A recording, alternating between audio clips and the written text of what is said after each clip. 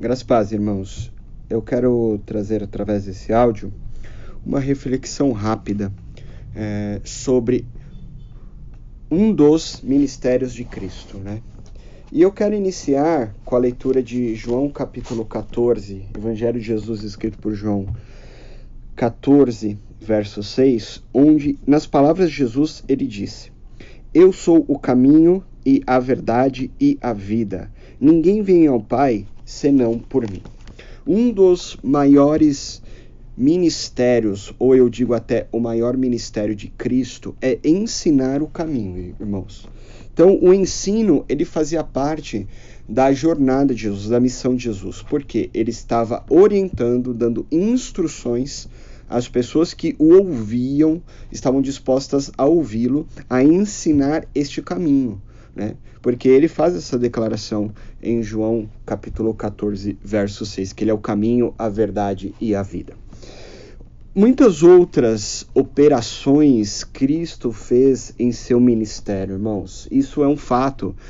E uma das mais notáveis operações de sinais que Cristo fez foi a cura, né? Realmente, Cristo, ele fez a cura. Ele curou várias pessoas, até mortos, ele ressuscitou.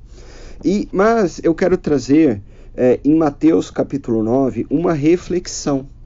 Por quê, irmãos? A cura, ela não é o principal ministério de Cristo, né? O principal ministério de Cristo realmente é ensinar as pessoas a andar pelo caminho, que é ele, andar nele, né? Andar com ele. E aqui em Mateus capítulo 9, nós vemos vemos na narrativa que é trazido um homem paralítico, e a primeira atitude de Jesus em relação a esse homem paralítico não foi curá-lo. Não foi. Vamos ler aqui, ó. Versículo 1. E entrando no barco, passou para a outra margem e chegou à sua cidade. E eis que lhe trouxeram um paralítico deitado numa cama.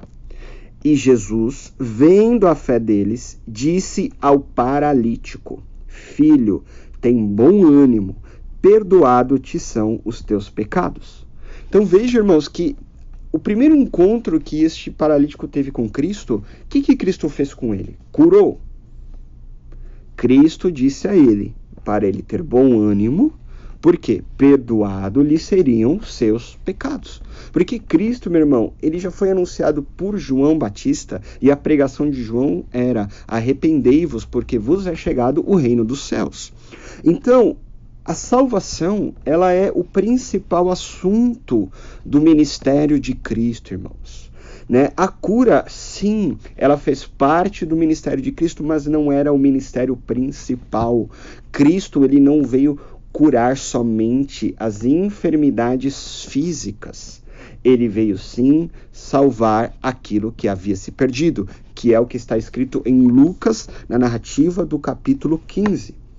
E continuando Mateus capítulo 9, falando sobre o paralítico, após Jesus dizer a ele, para ele ter bom ânimo, que perdoado te são os teus pecados, ele disse no verso 3, e eis que alguns dos escribas diziam entre si, ele blasfema. Então, eu entendo, irmãos, que a ministração da cura por Jesus na vida das pessoas é para quebrar a incredulidade, porque o ser humano, ele não está satisfeito em apenas ter a sua alma salva.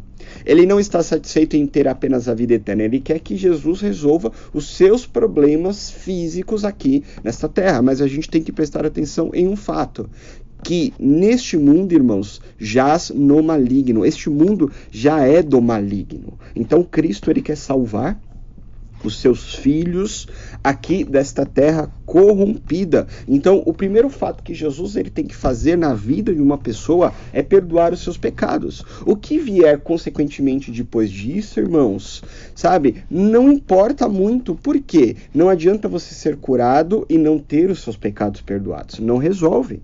Então, ao contrário, a recíproca, ela é verdadeira, porque mesmo que eu esteja enfermo, mas se eu tenho meus pecados perdoados, que me dá acesso à vida eterna, isso já me basta, porque a palavra já diz o quê? Que nós teremos um novo corpo, nós habitaremos em um novo céu e uma nova terra, onde não há nenhum tipo de doença. E veja que, continuando a narrativa do capítulo 9, mas Jesus, no verso 4, conhecendo o que? Os pensamentos dos escribas, ele disse: por que pensais mal em vosso coração? Pois o que é mais fácil? Dizer ao paralítico: perdoado-te são os teus pecados, ou levanta-te e anda? Ora, para que saibais que o Filho do Homem tem na terra autoridade para perdoar pecados, disse então o paralítico: levanta-te, toma a tua cama e vai para a tua casa. E levantando-se foi para a sua casa. E a multidão, vendo isso, maravilhou-se e glorificou a Deus, que dera tal poder aos homens. Então veja, irmãos, que Jesus ele manifestou a cura na vida daquele homem devido à incredulidade daquelas pessoas. Se não houvesse incredulidade, se não tivesse tido uma dúvida, Jesus não precisaria manifestar o seu poder de cura. Ele apenas perdoaria o pecado e o homem, continuando a sua caminhada, tendo seus pecados perdoados, daria direito a ele, caso ele viesse a morrer, ter direito à vida eterna. Então, irmãos, que na nossa vida nós possamos chegar a Jesus sempre pedindo perdão pelas nossas falhas, pelos nossos pecados. Se você tem uma enfermidade, claro que Cristo ele é poderoso para curar a tua vida, mas muito mais de perdoar você nas tuas falhas, nas tuas fraquezas, para que você possa ter acesso à vida que ele promete, à salvação que ele promete, que é o quê? A vida eterna. Porque não adianta, irmão, eu ter o meu corpo físico curado de uma enfermidade, mas eu ir para o inferno. Então, Cristo tem muito mais para nós, irmãos, que possamos meditar na tua santa palavra e crermos na poderosa promessa que ele tem para nós.